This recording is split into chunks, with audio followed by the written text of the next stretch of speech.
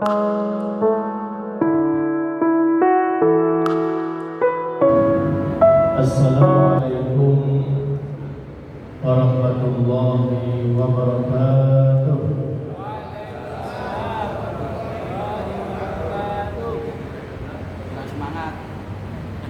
Masih kurang semangat jawabnya Bapak Ibu. Anak Pak Haji habis disunat, adakan santunan untuk berbagi. Kalau salam dijawab kurang semangat, kita ulangi sekali lagi. Assalamualaikum warahmatullahi wabarakatuh.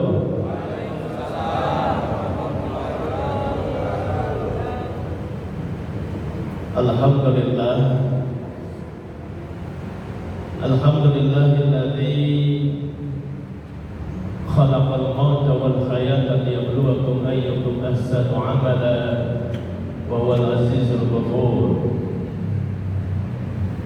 Asyhadu an la ilaha illallah wahdahu la syarika lah wa asyhadu anna Muhammadan abduhu wa rasuluhu la nabiyya ba'dah. Allahumma salli wa sallim ala sayyidina Muhammad wa ala alihi wa sahbihi ajma'in, amma ba'd. Rabbi ishrah li sadri wa yassir li amri wahlul 'uqdatam min lisani yafqahu qawli. Rabbana zidna ilman warzuqna fahman wahibna bis shalihin. Subhanaka la ilma lana illa ma 'allamtana innaka antal alimul hakim. Alhamdulillah, puja dan puji syukur marilah senantiasa kita panjatkan kepada Allah Subhanahu wa taala. Di siang hari yang penuh berkah ini, di bulan yang berkah, di tempat yang berkah, kita masih diberikan anugerah yang sangat banyak oleh Allah Subhanahu wa taala. Terhimpun tiga keutamaan dari salat zuhur yang baru saja kita tunaikan. Yang pertama, kita tunaikan di awal waktu. Yang kedua, di masjid. Dan yang ketiga, dilaksanakan secara berjamaah. Mudah-mudahan ibadah salat zuhur kita diterima dan dilipat gandakan pahalanya oleh Allah Subhanahu wa taala. Amin ya rabbal alamin. Salawat dan salam semoga tercurahkan kepada Nabi kita Muhammad sallallahu alaihi wasallam, juga kepada para keluarga, para sahabat dan para pengikutnya istiqomah hingga hari kiamat. Bapak Ibu yang saya hormati, bagaimana kabarnya siang ini Bapak Ibu? Sehat ya? Alhamdulillah. Baik, di kesempatan siang hari ini kita akan melanjutkan kajian kitab Riyadhus Shalihin karya Imam An-Nawawi rahimahullah. Kitab yang dikarang kurang lebih 1000 tahun yang lalu. Dan kita masih berada di bab yang pertama, yaitu bab ikhlas. Kita masuk ke hadis yang kedua. Bunyi hadisnya adalah wa'an ummul mukminin ummi Abdillah Aisyah radhiyallahu anha qalat qala Rasulullah sallallahu alaihi wasallam yabzu jaysul Ka'bah fa idza kanu bibayda min al-ardi yuhsab bi awwalihim wa akhirihim. Qalat qultu ya Rasulullah kaifa yuhsab bi awwalihim wa akhirihim wa fihim aswaquhum wa man laysa minhum. Qala yuhsabu bi awwalihim wa akhirihim thumma yub'atsuna ala niyyatihim. Muttafaqun alaih. Hadza lafzul Bukhari. Artinya adalah dari Ummul Mukminin Ummi Abdillah yaitu Aisyah radhiyallahu anha berkata bahwa Rasulullah SAW bersabda, ada satu pasukan tentara yang hendak memerangi Ka'bah. Jadi Ketika mereka berada di suatu padang pasir dari tanah lapang, lalu dibenamkanlah orang pertama sampai yang terakhir dari mereka semuanya. Aisyah berkata, saya bertanya, wahai Rasulullah, bagaimanakah semuanya dibenamkan dari yang pertama sampai yang terakhir? Sedang di antara mereka ada pedagang di pasar dan ada pula yang tidak termasuk golongan mereka. Rasulullah SAW menjawab, semuanya dibenamkan dari yang pertama sampai yang terakhir. Kemudian nantinya mereka akan dibangkitkan dari masing-masing kuburnya sesuai niatnya masing-masing. Muttafaqun alaih. Hadis riwayat Imam Bukhari dan Imam Muslim dengan redaksi hadis dari Imam Bukhari. Bapak Ibu hadirin yang saya hormati, di dalam hadis ini Nabi kita Muhammad SAW memberikan satu informasi pada masa dahulu sebelum Nabi Muhammad SAW diutus. Ada sepasukan orang yang ingin menghancurkan Ka'bah. Ya, mungkin kalau kita mengaitkan dengan peristiwa pasukan gajah, tampaknya ini juga cocok. Ya. Pasukan gajah ini ceritanya adalah ketika Nabi kita Muhammad SAW akan lahir. Makanya Nabi Muhammad SAW ketika kita belajar sejarah, tanggal berapa lahirnya Nabi Muhammad SAW? Tanggal berapa Bapak Ibu? Tanggalnya dulu, sabar. Tanggal berapa? Hah? 25? 25 apa? 12 Rabiul Awal, ya. Itu 12 Rabiul Awal. Tahunnya tahun apa? Tahun gajah. Kenapa disebut tahun gajah? Karena ada peristiwa gajah, yaitu ya, raja dengan pasukan gajahnya. Raja siapa itu? Masih ingat nggak? Abraha. Ya. Abraha. Raja apa? Abraha. Luar biasa ini. Ya, hafalan sejarahnya hebat ya. Raja Abraha. Ya, Raja Abraha ini adalah raja yang ada di wilayah luar kota Mekah. Ya, mungkin di sekitar Yaman ya. Dia membangun satu pagoda yang besar. Pagodanya ini dia bangun dengan harapan orang-orang akan mengunjungi pagoda yang dia bangun seperti orang mengunjungi Ka'bah.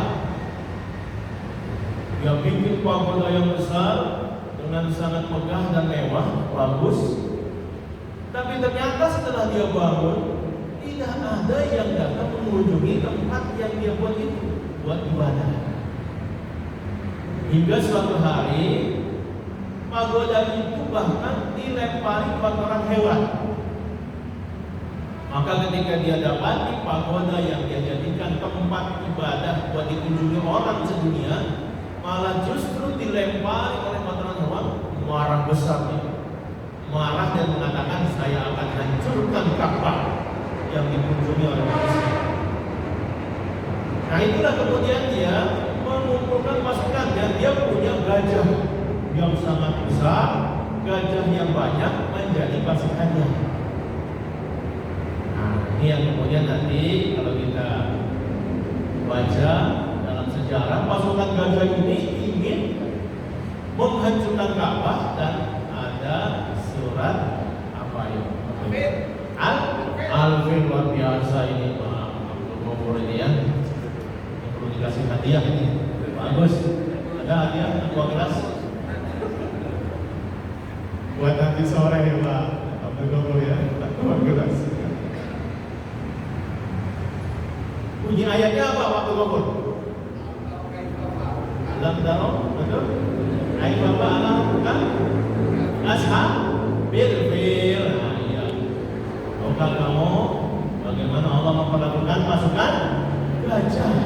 Nah ini hadis ini mengatakan, ya, ada sepasukan tentara yang hendak memerangi Ka'bah. Ketika mereka sampai di suatu padang pasir dari tanah lapang, Allah benamkan orang pertama sampai yang terakhir mereka semuanya. Jadi pasukan ini dengan yang ada di sekitarnya itu dibenamkan ke dalam bumi oleh Allah, dibinasakan semuanya. Istri Nabi bertanya, Siti Aisyah, ya Rasulullah, kan di situ bukan hanya pasukan itu saja yang ingin menghancurkan Ka'bah, ada pedagang, ada orang tukang kebun, ada orang lalu lalang, itu dibinasakan semua. Iya kata Rasul, dari yang pertama sampai terakhir dibinasakan semua. Lalu bagaimana nanti di hadapan Allah ketika dibangkitkan? Kok semuanya dibinasakan, nggak pandang pilih, tidak pandang bulu. Maka Nabi mengatakan nanti semua dibangkitkan oleh Allah Subhanahu Wa Taala di pada masa sesuai niatnya masing-masing. Nah, gitu. Yang niatnya ingin berdagang, ya dagang. Yang niatnya ingin pergi bekerja, berkebun. Yang niatnya mau menghancurkan Ka'bah, niatnya menghancurkan Ka'bah. Masing-masing akan dihisab, akan dihitung amalnya sesuai dengan niatnya. Nah ini dia ya. Jadi menguatkan hadis yang kemarin, innamal a'malu binniyat, segala perbuatan itu tergantung dari niatnya. Jadi ini satu pelajaran penting. Masang niat itu harus benar. Bapak Ibu udah pasang niat kalau i'tikaf di masjid, jangan lupa ya, duduk di masjid walaupun 1 menit, niatkan i'tikaf. Apalagi sampai setengah jam, itu dapat pahala i'tikaf. Pasang niat Bapak Ibu, sengaja itu niat i'tikaf di masjid ini karena Allah Ta'ala. Jadi hadis ini menggambarkan bagaimana Allah dengan sangat adilnya akan membangkitkan manusia sesuai dengan isi hatinya. Ini satu. Pelajaran yang kedua apa? Pelajaran kedua disebutkan di dalam hadis ini, jangan biasa berteman dan duduk-duduk bersama orang yang zalim.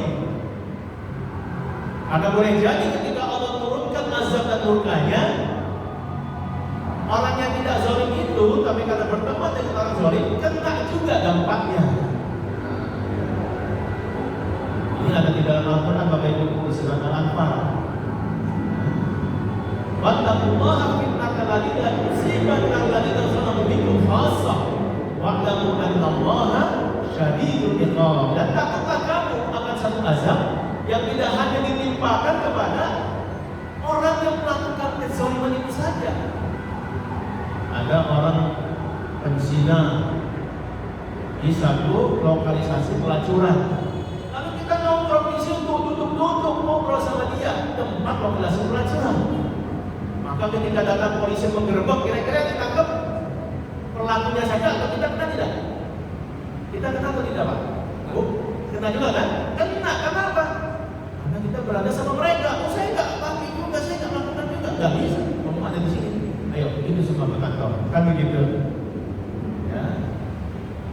Ketika kita sedang duduk-duduk bersama para pemabuk, lalu tiba-tiba datang polisi menangkap, makanya ditangkap semuanya. Begitulah ketika datang azab, Allah tidak pandang pilih. Semua yang ada di sana dikasih azab. Wattaqullaha fitnatan la tusibanna alladziina zalamu minkum khassah. Ya, takutlah kamu kepada satu azab yang tidak hanya ditimpakan kepada orang yang zalim saja di antara kamu. Ini hadisnya menggambarkan demikian. Jadi semua tergantung dari niatnya. Yang kedua, hati-hati bergaul dan berteman bersahabat. Pilih yang baik dan saleh. Ini hadis yang kedua. Hadis yang ketiga, wa an Aisyah radhiyallahu anha qalat qala an-nabiy sallallahu alaihi wasallam la hijrata ba'da al-fath wa la jihad madiyat wa idza istunfirtum fanfiru muttafaqun alaih. Wa ma'nahu la hijrata min Makkah li'annaha sarat dar Islam. Artinya adalah dari Aisyah radhiyallahu anha berkata bahwa Nabi Muhammad SAW bersabda, tidak ada hijrah setelah pembebasan Mekah, tetapi yang ada adalah jihad dan niat. Oleh karena itu, apabila kalian semua diminta untuk berangkat berjihad, maka berangkatlah. Muttafaqun alaih. Sahih Al-Bukhari nomor 2793, Sahih Muslim nomor 1864. Bapak Ibu hadirin yang saya hormati, di dalam hadis yang ketiga ini Nabi kita Muhammad SAW menyampaikan tidak ada hijrah setelah Fathu Mekah. Jadi Nabi kita Muhammad SAW itu dakwahnya berapa tahun di Mekah? Bapak, Ibu masih ingat ya? Berapa tahun di Mekah dakwahnya? 13. Mantap ini ya, 13 tahun. Di Madinah berapa tahun? 10. Wah, bagus, nggak ada hadiah, 15. Nanti buat minum sore-sore ya. Ketika Nabi Muhammad berdakwah di Mekah, ternyata kota Mekah tempat kelahirannya tidak kondusif. Nabi Muhammad dimusuhi, disakiti, bahkan akan dibunuh setelah pamannya Abu Thalib meninggal dunia, istrinya Siti Khadijah meninggal dunia. Maka Nabi diperintahkan oleh Allah hijrah. Hijrah itu berpindah tempat. Hijrah dari Mekah ke Madinah. Nah, Bapak Ibu yang pernah pergi haji, pergi umroh tentu tahu ya, mana itu kota Mekah, mana itu kota Madinah. Jaraknya kalau pakai mobil berapa Bapak Ibu? Ingat nggak? Dari Madinah ke Mekah waktu umroh berapa jam? 4 jam? 6 jam ya, 4 sampai 6 jam. 6 jam. Lalu ada kereta cepat, jadi lebih cepat lagi ya. Darat 6 jam, jalan kaki kira-kira berapa? Itu bisa berapa belas jam kan? Jadi ketika Nabi Muhammad SAW diperintahkan untuk hijrah, ini sahabat-sahabat itu semuanya juga diperintahkan hijrah, pindah dari Mekah ke Madinah. Itu namanya hijrah, pindah secara fisik, badannya pindah. Nabi pindah ke Madinah lalu membangun negara Islam di sana. Madinah itu kota ketiga pilihan setelah sebelumnya ke Ethiopia, lalu kemudian ke Taif. Ternyata di Ethiopia gak siap menerima Nabi dan umat Islam. Lalu ke Taif gak siap juga menerima Nabi Muhammad dan umat Islam. Maka Yastrib yang sekarang jadi Madinah itulah tempat yang siap menerima Nabi Muhammad dan para sahabat. Maka hijrah dari Mekah ke Madinah itu namanya hijrah secara fisik badan. Meninggalkan harta, meninggalkan tanah, meninggalkan rumah, pindah semua ke Madinah.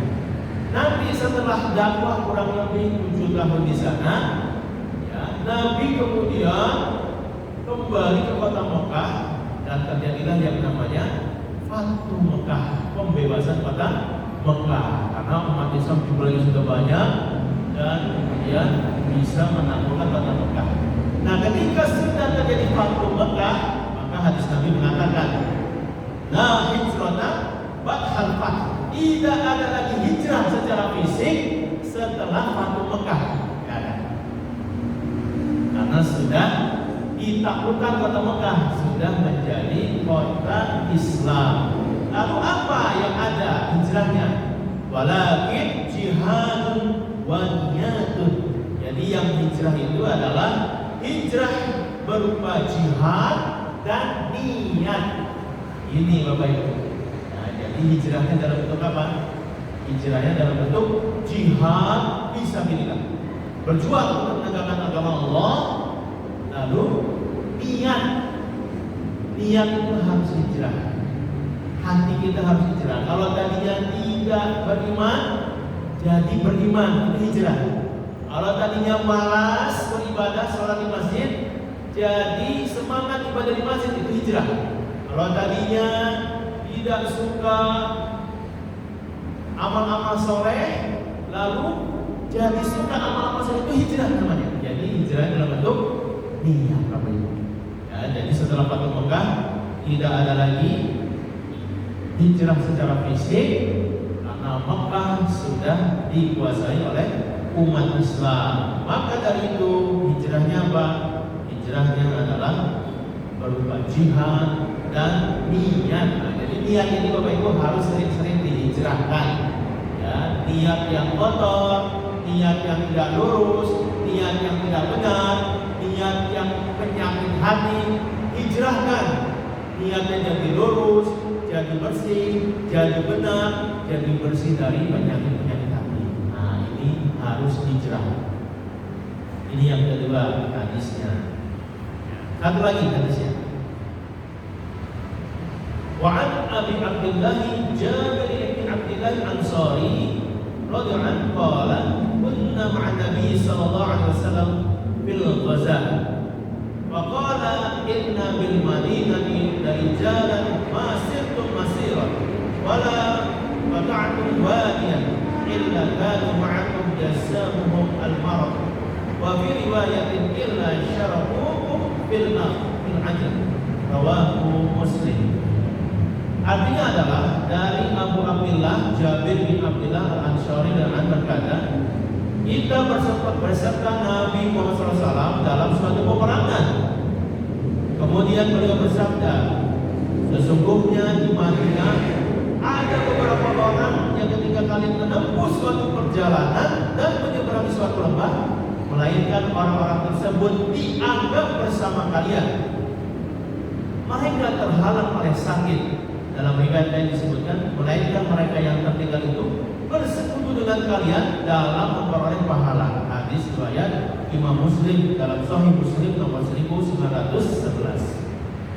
Bapak Ibu hadirin yang saya hormati, dalam hadis ini ya, Nabi kita Muhammad SAW menyampaikan kepada sahabat Jabir bin Abdullah Al-Ansari lagi dalam kondisi perang. Jadi dalam kondisi perang Nabi kemudian berkata kepada Jabir, ya, apa kata beliau? Sesungguhnya di Madinah, Nabi lagi perang nih, ya, di medan tempur. Lalu Nabi berkata, sesungguhnya di Madinah, di kota Madinah, ada beberapa orang yang ketika kalian menempuh suatu perjalanan, menyeberangi suatu lembah, melainkan orang itu bersama dengan kita, subhanallah. Jadi orangnya nggak ikut perang, orangnya nggak hadir di medan tempur, tapi dianggap sama Nabi, dianggap sama Allah, orang itu hadir bersama dengan Nabi dan sahabat yang sedang bertempur. Kenapa bisa begitu Bapak Ibu? Kenapa? Karena masalah niat sekali. Karena dia sudah berniat ingin berangkat tempur berjihad. Karena dia sudah berniat ingin beribadah kepada Allah dengan menegakkan kalimat Allah, tapi takdirnya dia sakit, jadi dia nggak bisa berangkat karena sakitnya. Tapi karena niatnya sudah kuat, niatnya sudah penuh di dadanya ingin berangkat jihad, Allah menganggap dia juga ikut berjihad, walaupun fisiknya ada di Madinah. Apa yang didapat pahala oleh sahabat yang ada di medan tempur, didapat pula oleh orang tersebut sebenarnya. Ya. Jadi kalau misalnya nih kita sudah rutin pergi ke masjid setiap sholat 5 waktu, rutin gak pernah tinggal. Ya. Yang azan belum datang kita sudah hadir. Bukan ya. Setiap 5 waktu pasti kita ada di masjid. Lalu kemudian suatu hari kita sakit, kita nggak bisa ke masjid, maka insya Allah kita tetap dicatat sedang pergi ke masjid ketika tiba waktu sholat 5 waktu. Kenapa? Karena niat di hati kita ingin ke masjid. Ya. Luar biasa. Niat ini ternyata melipat gandakan pahala dan membuka pintu-pintu pahala dari Allah Subhanahu wa Ta'ala. Nah, jadi pasang terus Bapak Ibu niat yang baik yang benar. Hadir. Jika tidak bisa hadir taklim, sayangnya saya tidak bisa hadir taklim. Saya ada perjalanan pulang kampung. Andai kata saya tidak pulang kampung, saya pasti akan hadir taklim. Itu dicatat, kita hadir juga. Mahasiswa mau ke kampus, mau belajar, kuliah, saya mau belajar. Tapi kemudian di perjalanan motornya banyak kempes, bocor. Sehingga harus ke tambal ban dulu. Dorongnya jauh, sampai di kampus kuliah udah selesai. Dapat pahala tidak? Dapat. Karena niatnya dari rumah ingin kuliah. Walaupun dia tidak hadir di kelas, tapi karena niatnya sudah dipasang ingin masuk kelas, dia dicatat dapat pahala. Ya, jangan niat-niat doang ya, niat aja tapi nggak berangkat. Ya nggak benar. Kamu niat nggak kuliah? Niat Pak. Berangkat nggak? Enggak. Ini kita ketemu pahala niat Pak. Ya nggak berangkat gimana? Ini model ya, modus ini modus. Bilangnya niatnya mau menuntut ilmu tapi nggak berangkat. Di niatnya ada, actionnya juga ada. Maka yang seperti itu, kalau dalam proses perjalanan yang tidak sampai ke tempatnya, Allah tetap mencatat dia mendapatkan pahala. Bapak Ibu, ya, jadi di sini kita lihat ya bagaimana manfaat dari niat yang baik ya. Dan ada beberapa hikmah lainnya yang bisa kita dapat ya, dari hadis yang ketiga ini ya. Satu lagi ya, ini sambungan dari hadis ini juga. Imam Bukhari berkata wa an Anas radhiyallahu anhu qala raja'na min ghazwati Tabuk ma'a Nabi sallallahu alaihi wasallam. Wa qala inna aqwaman khalfana bil madinati ma salakna shib'an wa la wadiyan illa wa hum ma'ana habasahul khudr. Artinya dari Anas radhiyallahu anhu yang berkata, kita kembali dari perang Tabuk bersama Nabi sallallahu alaihi wasallam. Lalu beliau bersabda, sesungguhnya ada beberapa kaum yang kita tinggalkan di Madinah. Kita tidak melintasi lereng atau menembak, melainkan mereka itu bersama-sama dengan kita. Mereka terhalang oleh suatu uzur. Hadis riwayat Imam Bukhari dalam Sahih Bukhari nomor 4433. Jadi menguatkan dari hadis yang tadi, bahwasanya siapa yang niatnya benar, siapa yang tekadnya kuat, sudah terpatri dalam jiwanya melakukan satu amal kebaikan, lalu ternyata ada uzur, ada penyebab yang membuatnya tidak bisa melaksanakan niat tersebut, maka dia mendapatkan pahala sama dengan pahala orang yang melaksanakannya. Alhamdulillah.